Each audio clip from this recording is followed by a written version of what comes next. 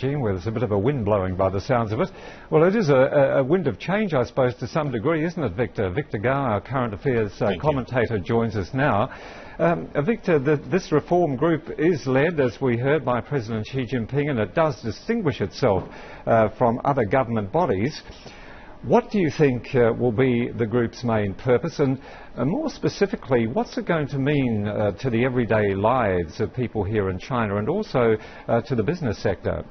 Well, previous similar bodies were mostly at the minister level, but this time, with President Xi Jinping directly in charge of this leading group of comprehensive and deepen the reform, it elevates this group to the highest level of the government and of the party. And it's not surprising, because at the third plenum, it was decided to set up this leading group, and also because inertia has been building up over the years and the vested interests have been building up over the years to further promote reform. Now will touch many people's cheese, in a sense. So we need to go to the highest level, and also reform could no longer be just restricted to the economic side, because everything is related. Economic, political, ecological, social and cultural reforms need to be highly coordinated. And this time, at the third plenum, they also added another one, that is reform of the military leadership and lineup. So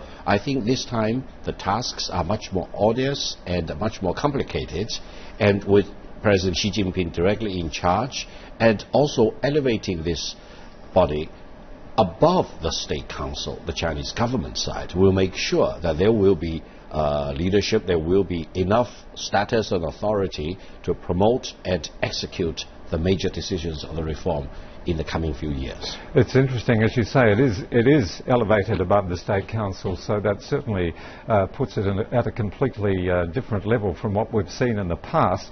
And during the past year, Victor, we've seen many high-profile people who have been sentenced because of their involvement in corruption. What's going to be the involvement of this new body in that pursuit of anti-corruption here in China during 2014? I would say reform in various fields is also highly related to making the government leaner, more transparent and more accountable. Therefore, anti-corruption is not purely just for the economic crimes that these people have been committing, but it also has a direct bearing on the survivability and the legitimacy of the ruling party and also the Chinese government as a whole. Therefore, I think by elevating the body to the highest level of authority in China, and also making sure that all these steps will be necessary and taken to fight corruption, will make sure that the reforms will be successful and the legitimacy of the government will be enhanced rather than diminished, and those corrupt officials or those who are tempted to commit such corruption will no longer dare to do so, because they will be held accountable.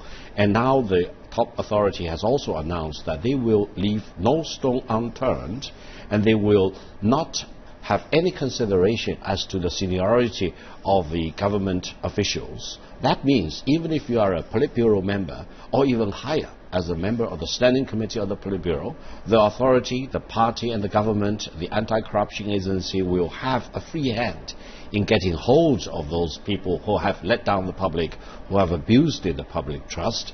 And I hope through this measure, very harsh on the one hand, but also highly necessary on the other, it will make sure the Chinese government and the party are held to the highest standards and are accountable to the people. This is very important for political stability and social stability in this country.